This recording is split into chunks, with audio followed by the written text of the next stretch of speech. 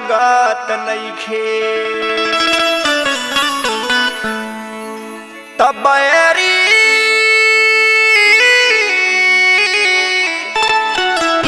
भइले बा रावणवा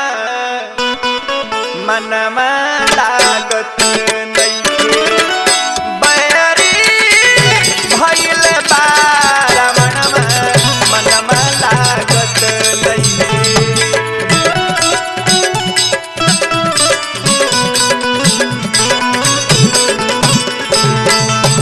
कतनाल साही रे दुखा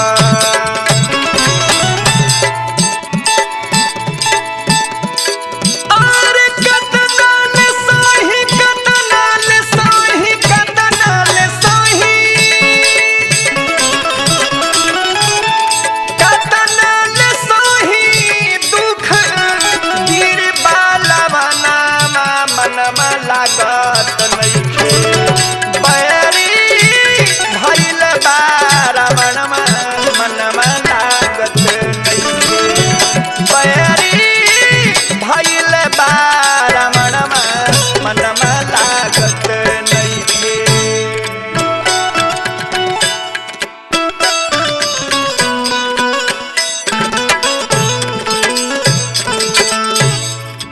माता जानकी कहतरी कि हनुमान कि पापी मुदैया रावण करत अत्याचार बा पापी मुदैया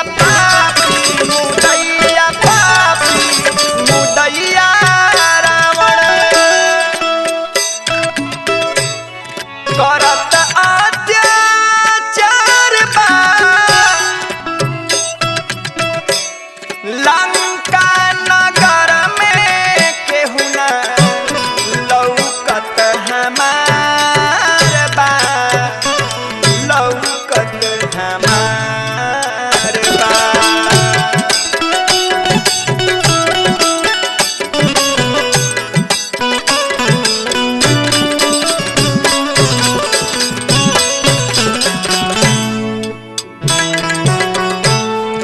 रातों दिन बिरह में रे उनके रातों दिन बिरह में उनके हो रातों दिन बिरह में उनके बहेला नयना मनवा लागत नइखे तब बैरी भइल बा रावणवा मनवा लागत नइखे बैरी भइल बा रावणवा मनवा लागत नइखे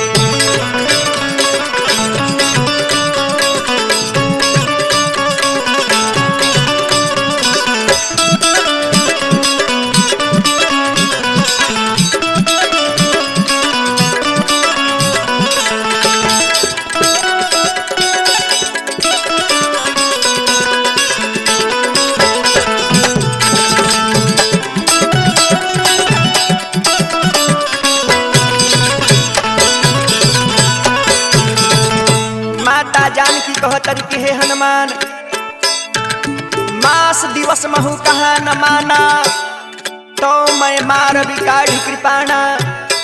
रामन हमके 1 महीना के समय दिले बा ई बात तू हमरा स्वामी से जना दीह कि कवने कसूर हमसे भइल बाटे भारी कवने कसूर हमसे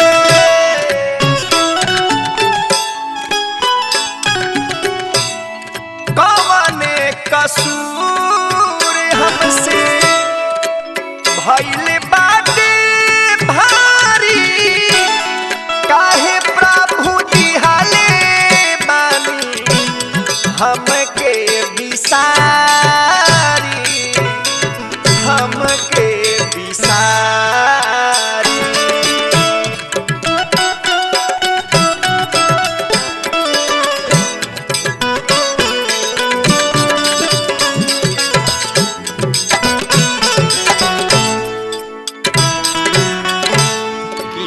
आफते में पारल रे बाटे आफते में पारल बाटे हो आफते में पारल बाटे हमारो परानामा मनवा लागत नइखे तो बैरी भइल बा रावणमा मनवा लागत नइखे बैरी भइल बा रावणमा मनवा लागत नइखे कतनाल सही दुख कतनाल सही दुख वीर बाला मनवा मनवा लागत नइखे तो बैरी भइल बा रावणमा मनवा लागत नइखे बैरी भइल बा रावणमा मनवा लागत नइखे बैरी भइल बा रावणमा मनवा लागत